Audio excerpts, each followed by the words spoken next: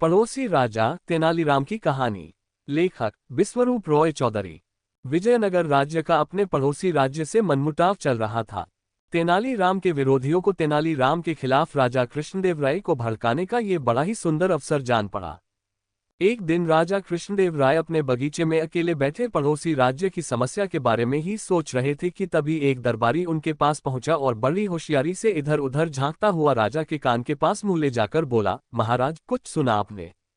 नहीं तो क्या हुआ? राजा चौंके। महाराज क्षमा करें, पहले जान बख्श देने का वचन दे तो कुछ कहूं। जो भी कहना हो निस्संकोच कहो, डरने की कोई बात नहीं है। राजा ने दरबारी को अभयदान देते हुए कहा, महाराज तेनालीराम पड़ोसी राजा से मिले हुए हैं। वे हमारे पड़ोसी राजा के साथ हमारे संबंध बिगाड़ना चाहते हैं। क्या बकते हो? राजा गरज कर बोले, मैं तो पहले ही समझ गया था महाराज।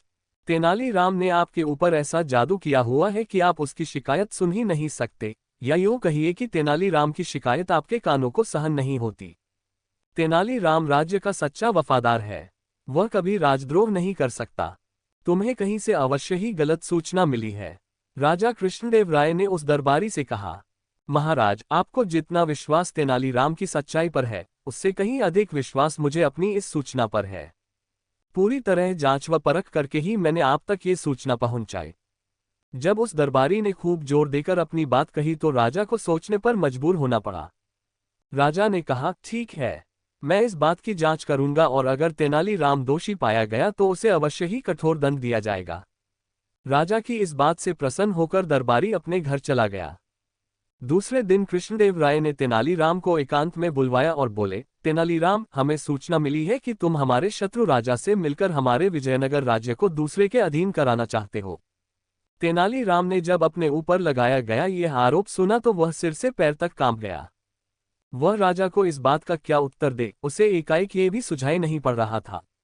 राजा ने जब तेनालीराम को चुप देखा तो वह क्रोध से भभक उठे और बोले, तो तुम्हारे चुप रहने का यही अर्थ लगाया जाए कि तुम अपना अपराध स्वीकार करते हो।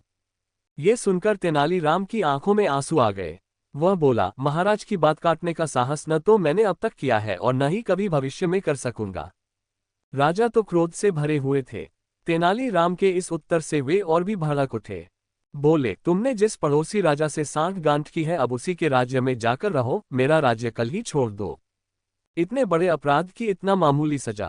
तेनालीराम ने राजा से कहा, तुम्हारी अब तक की सेवा को देखते हुए, मेरे तुम्हारे मित्रतापूर्ण संबंधों को देखते हुए तथा तुम्हारे पद की गरिमा को देखते हुए मैं तुम्हें इतना ही दंड देना उचित समझता हूं।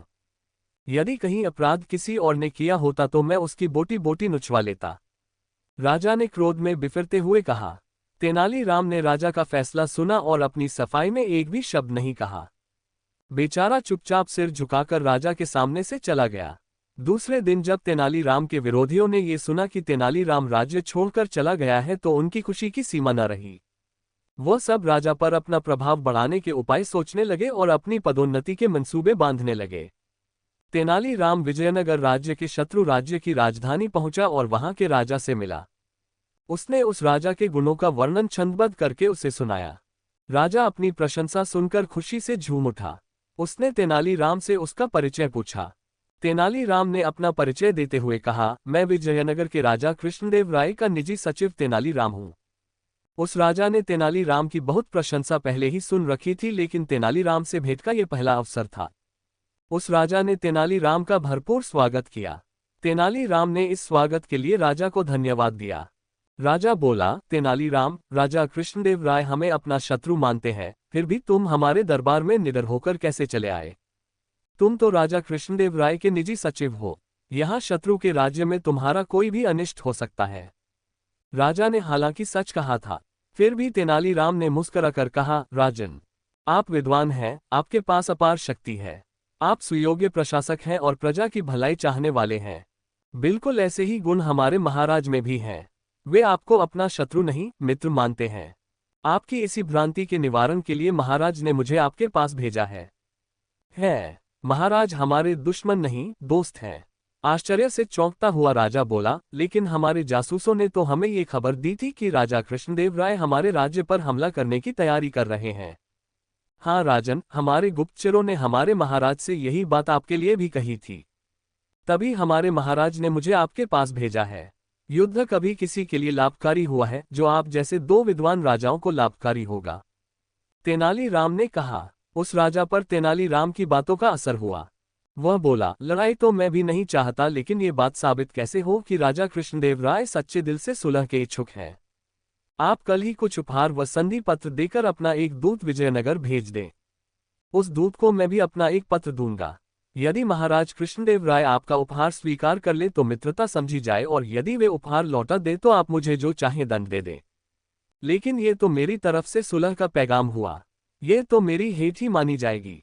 राजा ने कहा, लेकिन संधि प्रस्ताव लेकर तो मैं स्वयं आपकी सेवा में उपस्थित हुआ हूं।